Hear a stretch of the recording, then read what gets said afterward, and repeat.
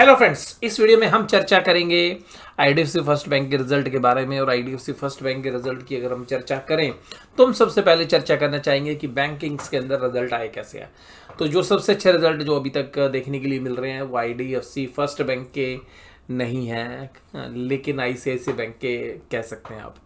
उसके अलावा एक सीयूबी बैंक है, छोटा बैंक है, उसके एक अच्छे रिजल्ट माने जा सकते हैं। मॉडरेट रिजल्ट में हम एक्सिस बैंक और एचडीएफसी का नाम लेंगे। और जहां पर कमज़ोर रिजल्ट आए हैं वहां पर बाजार ने जो पनिश किया है उसमें इंडसइंड बैंक, आरबीएल बैंक दो प्रमुख बैंक है। उसके अलावा बंधन बैंक में भी एक अच्छी पिटाई देखने के लिए मिली है। हालांकि उसके अलावा अगर हम देखें तो कोटक को भी कोई अच्छी रिस्पॉन्स बाजार ने नहीं दिया, लेकिन बाजार का आउटलुक भी थोड़ा सा नेगेटिव ही रहा है इस दौरान में। लेकिन अब सबसे खास बात है कि रिटेल बैंक बनने की श्रेणी में जो अग्रणी चलने वाला है उसका नाम है आईडीएफसी फर्स्ट बैंक, जैसा कि आप हमेशा कंपनी की मैनेजमेंट के द्वारा सुनते भी हैं। और ये शेयर्स पिछले एक साल में तकरीबन 24% की नेगेटिव रिटर्न्स देता हुआ नजर आया है, जहां पर कि अधिकतर बैंकों ने रिजल्ट से पहले, जब उनके अभी इस क्वार्टर के रिजल्ट आए थे उससे पहले ज़्यादातर बैंकों की जो रिटर्न्स थी वो पॉजिटिव थी।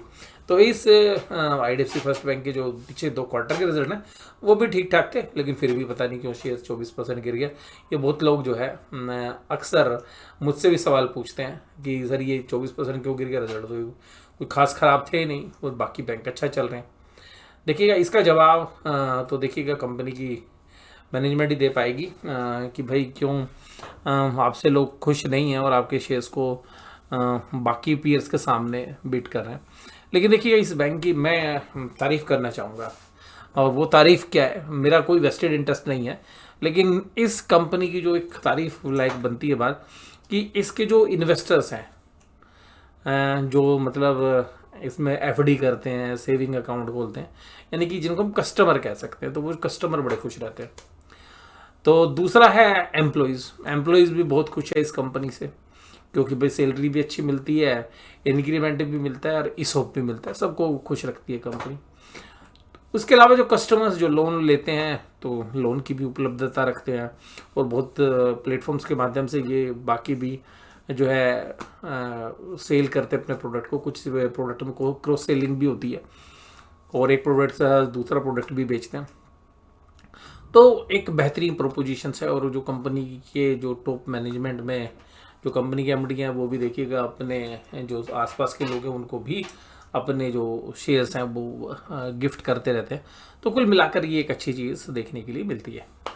और कंपनी ने यानी कि आईडीएफसी फर्स्ट बैंक ने कैपिटल फर्स्ट के मर्जर के बाद काफ़ी इंप्रूवमेंट भी की है, और अगर परफॉर्मेंस वाइज भी देखें, लेकिन फिर भी शेयर प्राइस नहीं चलता।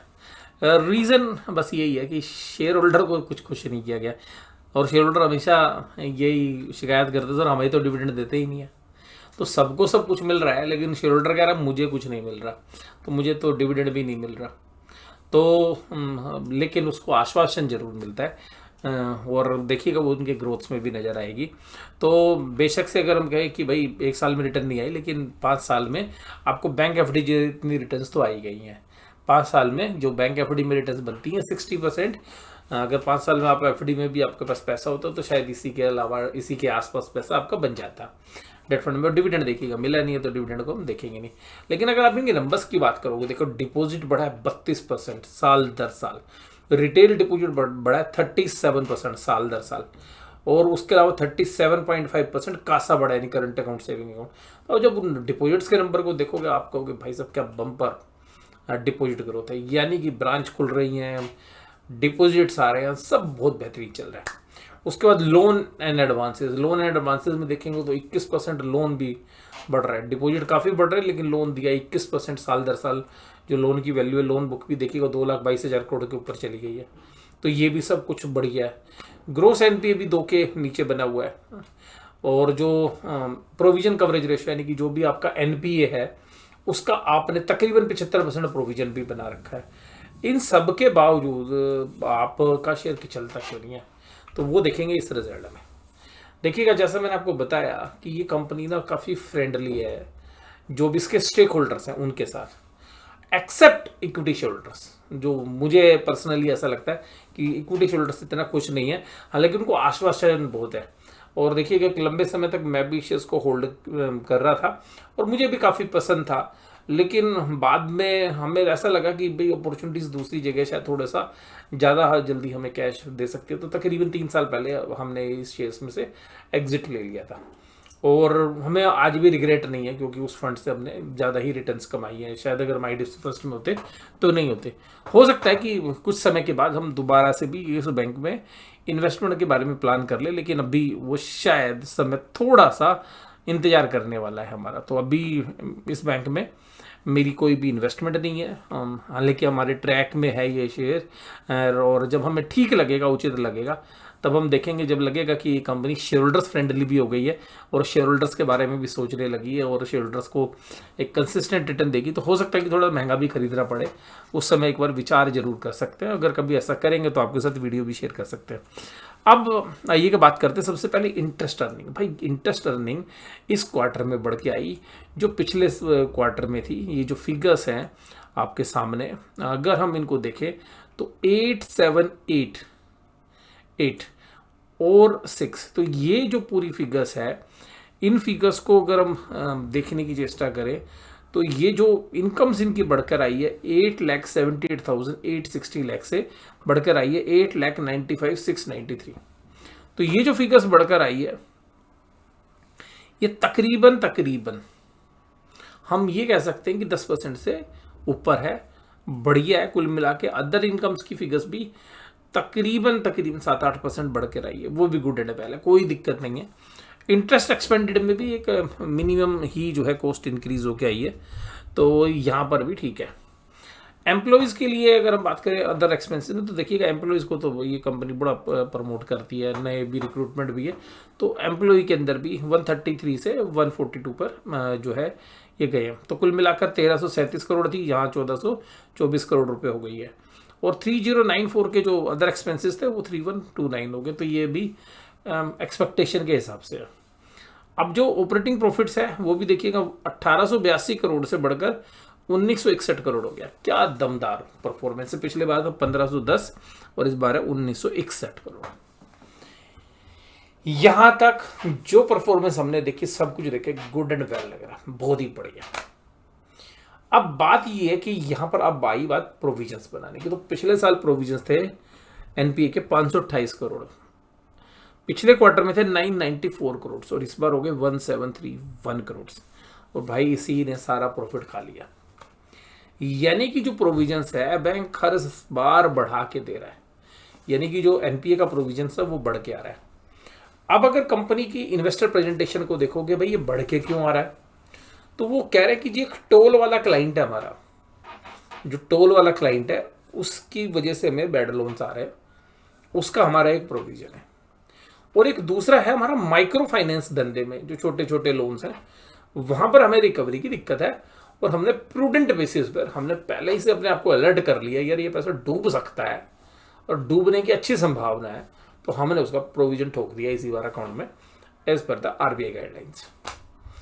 तो वो प्रोविजन जब हमने किया तो 994 करोड़ रुपए डूबने थे पिछले क्वार्टर में, पिछले साल 528 करोड़ रुपए डूबने का प्रोविजन था, इस बार हमने कर दिया 1731 करोड़।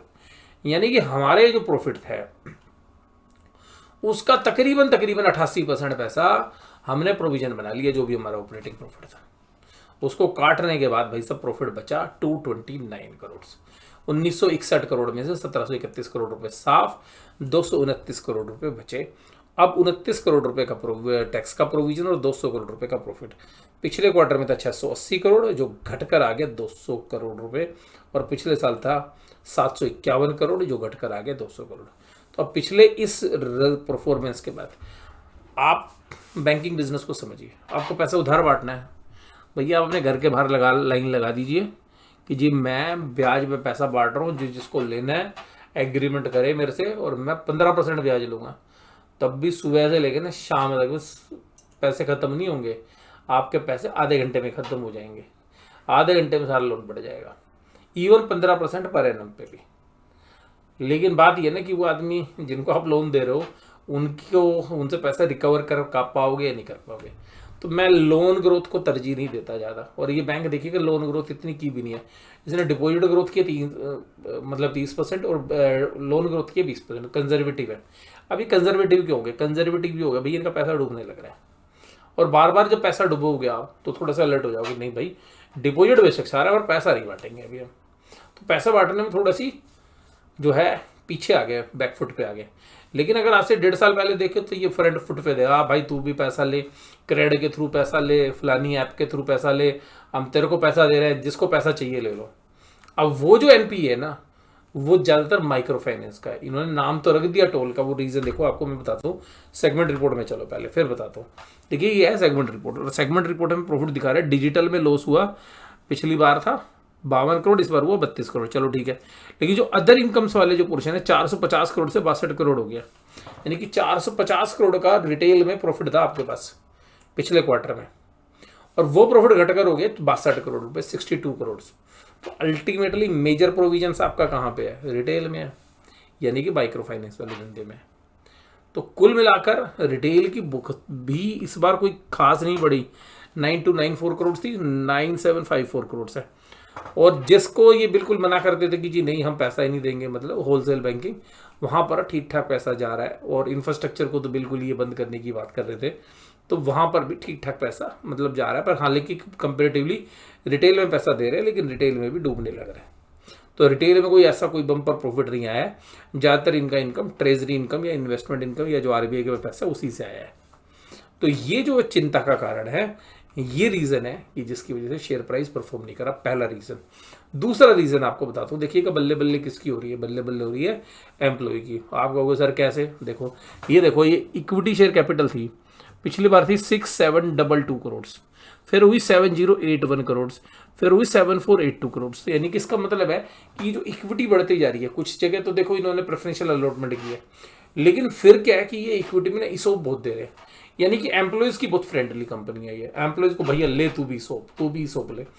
उससे होता क्या है कि आप सेम प्रॉफिट भी कमाओगे ना तो आपका ईपीएस घट जाएगा। तो जो इक्विटी डाइल्यूशन है वो लगातार हो रहा है इस कंपनी में, और अभी और इक्विटी डाइल्यूशन थोड़ा बहुत स्लाइटली होगा, वो भी होगा आईडीएफसी फर्स्ट और आईडीएफसी लिमिटेड के मर्जर के बाद। तो वो जो ईपीएस आई है वो घटकर आई है 0.27, जो 0.96 था।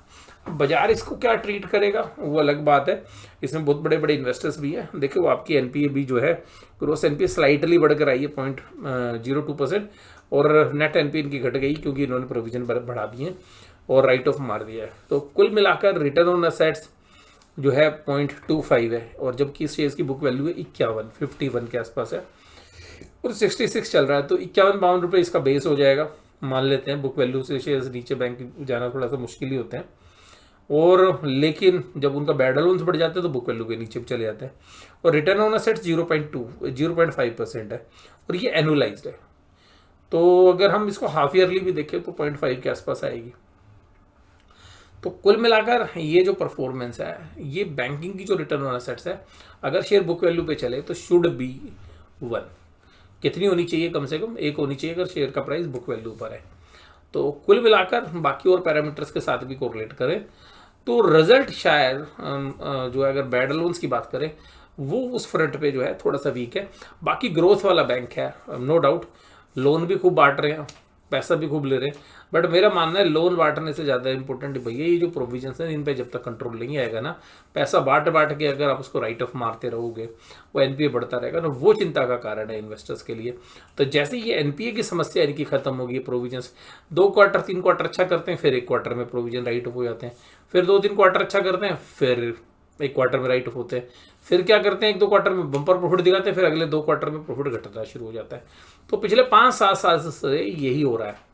तो कुल मिलाकर जब से कैपिटल फर्स्ट का और इनका मर्जर हुआ है, तो ऐसा नहीं है कि आप बिल्कुल फ्री कैश फ्लोज जनरेट कर रहे हैं, तो कोई ना कोई जो है इश्यूज रहते हैं। और दूसरी बात क्या है कि इक्विटी लगातार बढ़ती जा रही है, जिससे प्रॉफिट आने के बावजूद भी ईपीएस नहीं आ रहा है। आने वाले समय में देखते हैं 2-4-6 महीने, अगर इसकी जब कंसिस्टेंट परफॉर्मेंस आएगी, ग्रोथ तो ठीक कर रहे हैं ये, जब ये प्रोविजंस पे कंट्रोल होना शुरू होगा, इनका बैड लोन्स खत्म हो जाएंगे, क्योंकि ये पैसा उठाते भी महंगा है, क्योंकि डिपॉजिट भी इनके महंगे हैं। आपको इन पे एफडी करनी है तो अच्छा इंटरेस्ट मिल जाएगा आपको, करंट अकाउंट में भी, सॉरी सेविंग अकाउंट में भी ज़्यादा इंटरेस्ट देते हैं, फिर ये जैसे जो स्मॉल फाइनेंस बैंक है ना उसकी तरह काम करते हैं। फिर दूसरी, हालांकि ये बोलते हैं कि हम तो यूनिवर्सल बैंक है क्योंकि इनके पास यूनिवर्सल बैंक का लाइसेंस है। और दूसरी बात है कि जब लोन बांटने के लिए जाते हैं ना तो लोन भी एग्रेसिवली बांटते हैं। तो पैसा महंगा उठाओगे तो दोगे भी महंगा। जब महंगे रेट पे कोई पैसा ब्याज पे उठाएगा तो भाई सीधी सी बात है, आपको कहीं ना कोई कॉम्प्रोमाइज तो करना पड़ेगा। जिसके अंदर स्ट्रेंथ होगी, जिसको पैसा अपनी फाइनेंशियल परफॉर्मेंस, अपनी फाइनेंशियल कैपेबिलिटीज़ के हिसाब से कम चाहिए, वो तो ज़्यादा ब्याज देगा नहीं। और जिसके अंदर स्ट्रेंथ होगी, फाइनेंशियली साउंड होगा, वो तो सस्ते रेट पे ब्याज पे लेगा। और जो फाइनेंशियली साउंड नहीं होगा, जिसको पता है पैसा लौटाना नहीं है, वो तो आपको कोई भी प्रॉमिस कर देगा। तो वो समस्या जो है, एक जो जनरल बिजनेस में फाइनेंशियल मार्केट में समस्या होती है, एक कॉमन सेंस वाली जो समस्या है वो है ये बैंक एग्रेसिवली प्ले कर रहे हैं। और देखिएगा आज से 10 साल पहले सिचुएशन अलग थी, जब कैपिटल फर्स्ट हुआ, बजाज फाइनेंस हुआ, माइक्रो फाइनेंस कंपनी ग्रो करती थी। अब सिचुएशन अलग है और लोगों के खर्चे बढ़ गए और लोग अनाप शनाप पैसा उधार ले लेते हैं और वो रीपे नहीं हो रहा है रिटेल में। नहीं तो रिटेल की बुक ऐसी होती थी भैया, एनपीए होता ही नहीं था। आज से 10-12 साल पहले जाओ, एनपीए का मतलब ही नहीं था एनपीए रिटेल बुक में। यानी कि रिटेल में किसी ने लोन लिया तो जिसकी रिटेल लोन बुक अच्छी होती थी वो उस बैंक को प्रीमियम भी जबरदस्त मिलता था। लेकिन अभी क्या है कि रिटेल के अंदर ही प्रॉब्लम हो गया। आपने देखा कोटक बैंक के अंदर भी रिटेल के क्रेडिट कार्ड में डिफॉल्ट की संभावना बढ़ गई, जिसके बाद शेयर्स की पिटाई हुई।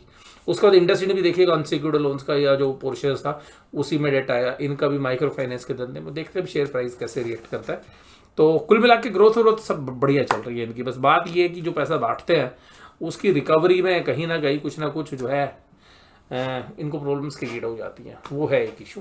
वीडियो में जुड़े रहने के लिए आपका धन्यवाद। और एज अ डिस्क्लोजर, मेरा कोई भी निवेश इसमें नहीं है। फिर भी आप देख सकते हैं कि जो प्रॉफिट है वो किस तरीके से इनके चलते हैं। अगर हम पिछले 2 सितंबर 21 के में देखें तो 111 करोड़ का प्रॉफिट था, फिर इनका हुआ 290, फिर हुआ 352। अब देखिएगा ये 352 आया था मार्च 22 में, उससे भी नीचे प्रॉफिट आ गया इस बार। ये 290 था दिसंबर में, उससे भी नीचे आ गया। फिर 485, 567, 617, 816। अब ये बड़ा पीक हुआ, फिर घटना शुरू हुआ 732, फिर बढ़ा, फिर घटा, फिर कांस्टेंट रहा, फिर घटा, अब बिल्कुल ही चला गया। तो अल्टीमेटली जब तक कंसिस्टेंटली प्रॉफिट नहीं देंगे तब तक जो है चैलेंजेस रहेंगे। और बाजार में जो बड़े इन्वेस्टर्स हैं उनको शायद हमसे पहले पता होता है, जो अंदर से बैंक की इंफॉर्मेशन निकाल पाते हैं, जो रिलेटेड पार्टी ट्रांजेक्शन्स को अच्छे से समझते हैं, तो वो लोग पहले ही बड़े जो इन्वेस्टर्स हैं जिनकी मेजर स्टेक्स होता है 2%, 4%, 3%, वो शायद पहले ही एग्जिट कर लेते हैं, जिसकी वजह से उनको पहले से आभास हो जाता है कि यार बैंकों के रिजल्ट कैसे होंगे। तो शायद यही रीज़न है कि ये पिछले क्वार्टर रिजल्ट्स के बाद शेयर्स ने कोई अच्छा परफॉर्मेंस दी नहीं है।